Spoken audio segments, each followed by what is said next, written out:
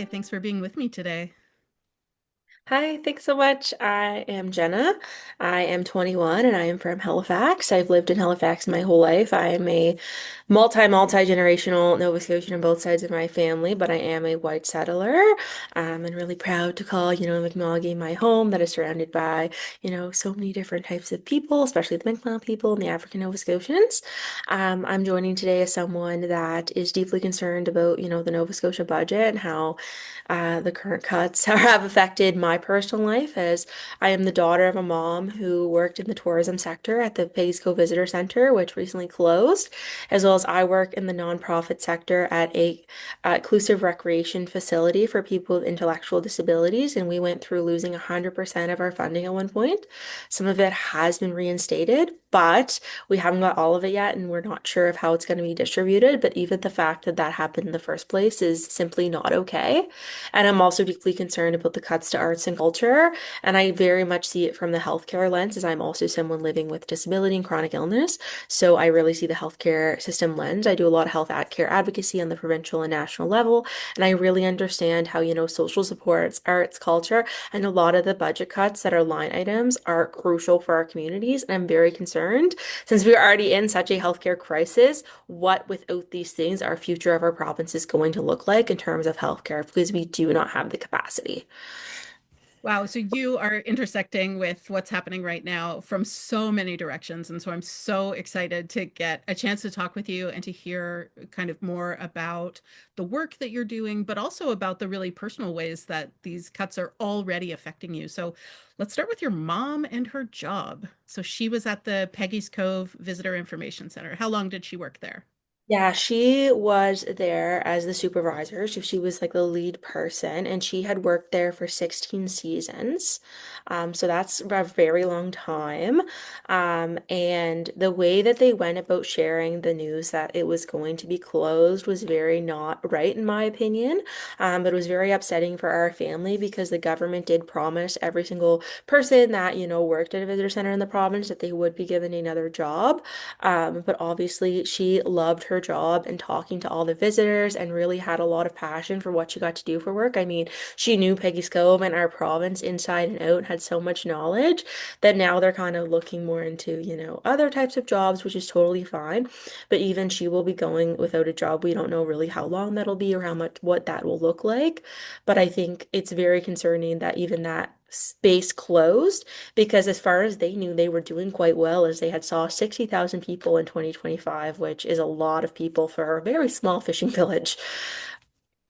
Yeah, you would think Peggy's Cove, which is probably in every piece of government produced advertising about this place, both advertising that is served to Nova Scotians and served to people across Canada and probably around the world. You got to imagine that Peggy's Cove is one of those sites that is always presented. It's so recognizable as Nova Scotian.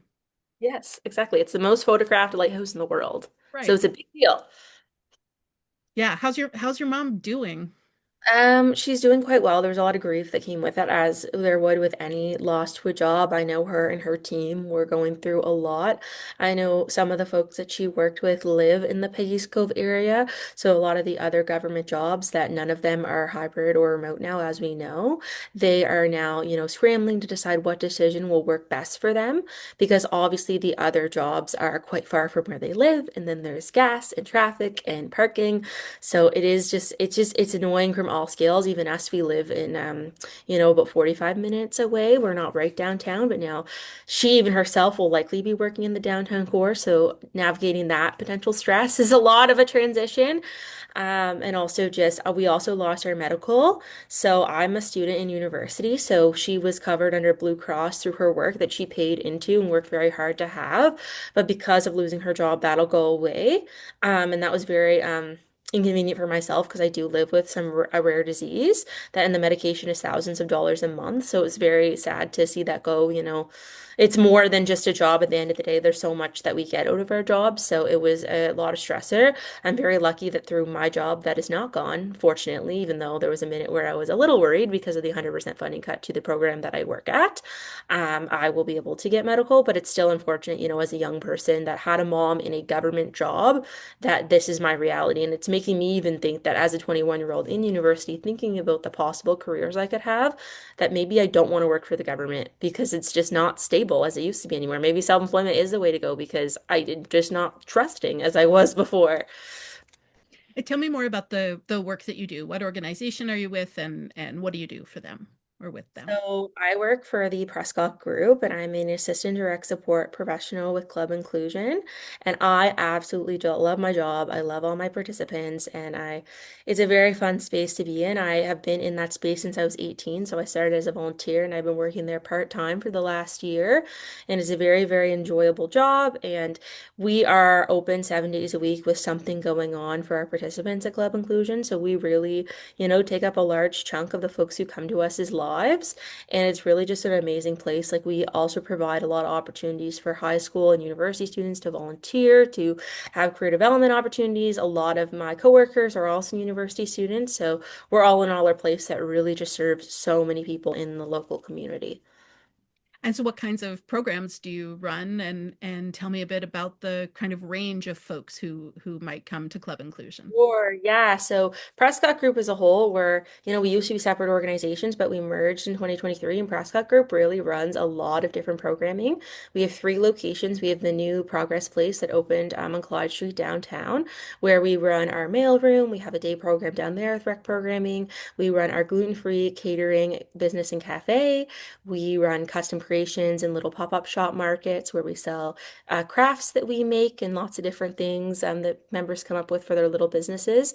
And then on Prescott Street at the original location where we were for many, many years, we still have our Pinky's Thrift Shop where participants work running the thrift shop as well as our online auction, which is on Facebook. They, do all the work behind the scenes there. So we provide fair wage employment to people with intellectual disabilities or life challenges who otherwise might struggle to find employment. And then over at Club Inclusion, where I specifically work, we run a lot of different types of programming, including our leadership and training program, where participants get to, become leaders at the program and, learn about the communities and volunteer. So one of the volunteer positions that they really love is the Spencer's House, where they're working with seniors in the community, learning to volunteer, helping design programs. Everything we do is participant led. We have a big whiteboard calendar on the wall where they decide what we're going to do. We run three weekend cooking programs a month. We do lunch clubs and supper clubs. We do a brunch club every Monday. 5 days a week, we're open for a day program. We have a music and movement program. There's a program that I'm closely working with called Videa, where participants are working together to build a community project, and they've picked a community garden that they're going to build. We run a theater program where we do a play every year that we present at a theater festival at Alderney Landing every June. We have a pottery club that is ran by two wonderful NASCAD grads from the ceramics program that run it. We have literally everything you think of in September and the fall. We usually do a baseball program. So we have a lot going on. We run our choir on Sundays. And drop in. So yeah, some days we're there 10 hours a day, but there's something going on all 7 days a week for the participants to come and, participate. And we accept all different types of people. There's not any specific criteria to join our programming. We take majority of our participants are people who live with intellectual and developmental disability, but we don't require any type of referral or diagnostic criteria. It's really an inclusive space. We also do monthly dances where we have a lot of wider community members come, and there's always a fun theme involved. We recently just had our St. Patrick's Day dance, which was really fun at the club location. We're always partying and having theme days and activities, but anybody is welcome to join the club and become a member or come volunteer, or we take student placements from the high schools and the universities, and the age range of our participants is everywhere from ages 10 to 86. So we serve a lot of people in the community with a lot of different types of needs. And it is a very cool space for people to come. And I even just I love being there, but really for these people, these are their lives or like a large part of their lives. Your work sounds amazing. That's pretty fun. I get to play all day. That's awesome. And so, Tim Houston has rolled back some of these cuts. You said that, in the initial announcement of the budget, your program was looking at like a 100% cut, like just gone. Yeah. Yeah. And so the way that we thought that we were going to navigate it, I don't know that the nitty-gritty behind the scenes. I know it was a very stressful time for, my higher ups at my work. I can't even imagine the emotions that had to go through their heads, and my heart was with them, and it was really hard. But we originally thought before the reinstated that we were going to have to up the prices of the programming. So it was going to go approximately for an average member that attends, it's about $500 a month, and that was going to have to be raised to $2,400 a month, which is a lot for families. And a lot of these families are, we have a lot of people, we serve a lot of newcomers and a lot of single parents and siblings that take care of siblings and just lots of different people who are just not millionaires and just everyday folks who just need a program. And that's just crazy to get rid of something like that. I feel like it's wild to me. Like it is such an essential service. Like we are the reason a lot of caretakers are able to not be burnt out or able to have jobs in their own lives, but also it gives our participants their lives and their friendships and their volunteer opportunities and their jobs and, just something to do during the day and not sitting at home and, so important for their health and well-being.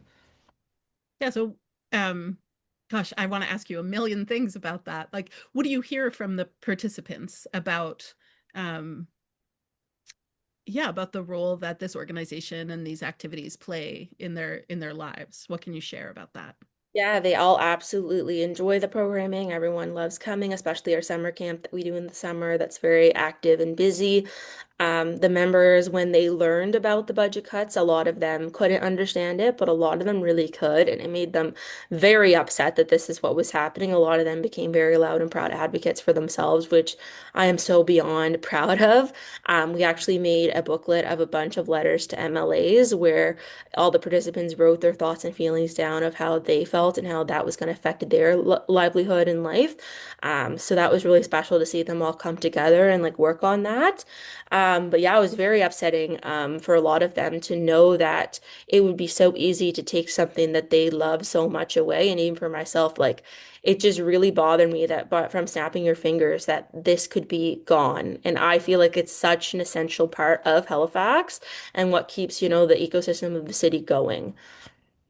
Yeah, ecosystem, that's a word that I like to use as well. So my orientation is I'm in the arts and culture sector. I'm a writer and an editor and co-founder of the Afterwards Literary Festival. And when I look at the cuts, particularly to arts and culture, um, what worries me is the kind of interconnected nature of my whole sector and then beyond, the arts and culture sector, but like artists in the schools feeds artists in communities, which feeds, the ability of artists to make a living and connect in their communities, which then leads to perhaps them making a large project that gets shown in a gallery, but the gallery can't open if there isn't, some other mechanism that like Oh all yeah. these things, right? Like they're all interconnected. Or if you're putting on a a big play, there are all these people that have to work for months in advance of the time that you get to sell the tickets, like in terms of how money moves around in that sector, but also how,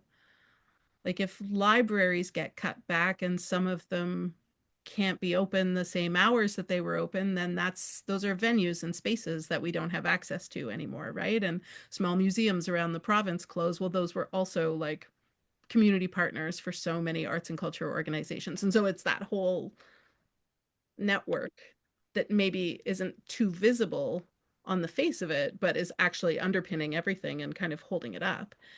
So I'm kind of obsessed in these conversations that I've been having with like showing that, making those invisible webs a little bit more visible to Nova Scotians. So there are still cuts in your sector. They haven't all been rolled back. So what concerns you, I guess, about what else is in this budget? For sure, yeah, definitely concerned around the arts and cultural piece. I mean, we rely on a lot of that. That's how I got my job originally. So I was hired under an arts grant they had a grant with our play last year to have someone work on the play who had a disability. So even the fact we had funding to hire with people with disability to work in the arts and the disability support sector. So that was really cool. And I grew up doing musical theater my entire life. So super, super special to me. So very, very hard to hear that because there's there's not going to be future me's that are going to come through if that grant is lost and we can't hire people with disabilities to, work on our play, which is so crucial to our values of an organization to have, people with lived experience of disability on our team. And so grateful that that's how my workplace is, because as someone with a disability, it's not easy to find a good workplace. So really grateful for that. And also just arts are just so fundamental to like people's livelihoods and lives. If we look around the city, there's a lot of violence. There's a lot, even not even the city, the province, there's a lot of violence. There's a lot of homelessness. There's a lot of crime, people going missing. And like art can be the reason that some of these people, not everyone, but some of these people are able to, make it in the world and be okay and not end up in that crisis point. Or maybe they're in that crisis point and that is the thing that pulls them out of it. And I think we really need to think about that because there's so many, community art groups that matter so much. Like if we look at, I don't know the specific cuts, but like Powerhouse Youth Center and Wonderneath in Halifax, and I know literally Festival and Youth Project and McPhee Center, who these are different ones that I've attended programming at as a youth. And a lot of those places serve very vulnerable populations through arts and cultural programming. And it's so fundamental to people's lives. And if we go look at the emergency room, it is very busy. And maybe a youth needs to walk into one of those youth centers and make a craft with a really kind staff, and that'll prevent them from going to the ER. Like we Mm. don't think about those things, but that's what I think about as someone with extensive experience in healthcare and also with my mental health. Like we need art more than ever to, keep people together, to keep people engaged. And also if we think about the fact, especially around like literacy and arts, it also has a lot to do with, education and great for our brains in a world of AI and, fast evolvingness. It's really good for mindfulness. There's so many things we can look at. And also Nova Scotia has good people that are really good artists. If we think about it, if we're like authors, like Rachel Reed is probably one of the most popular authors in the world. Nova Scotia has her in their bio. Like Yeah. that is making people want to come here. Like Sullivan's Crossing, the TV show, was filmed here with a ton of artists behind the scenes. The Neptune Theater, many authors in the province. We have a lot of really good talent, and it's just really sad to think that that could be the end of it. You know what I mean? Like this could really deter a lot of people from taking arts careers. And also, there's a lot of people who, aren't mathematically smart or don't want to be engineers, and that's completely okay.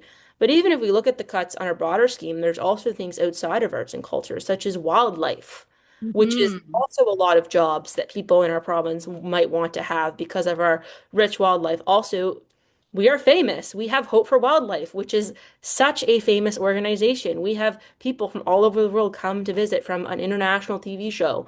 Like we are known in these spaces on an international level. So I think to cut it, it's very silly because it is making us a lot of money.